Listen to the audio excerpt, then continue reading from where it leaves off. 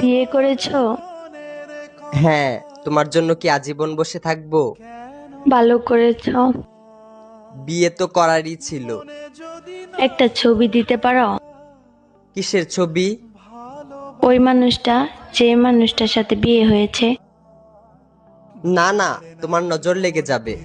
না না না, আমি নজর লাগাবো না, একবার দেখেই ডিলিট করে দিব। না, আমার তোমার উপর ভরসা নেই। আমি ওর উপর কারো নজর লাগতে দেই না।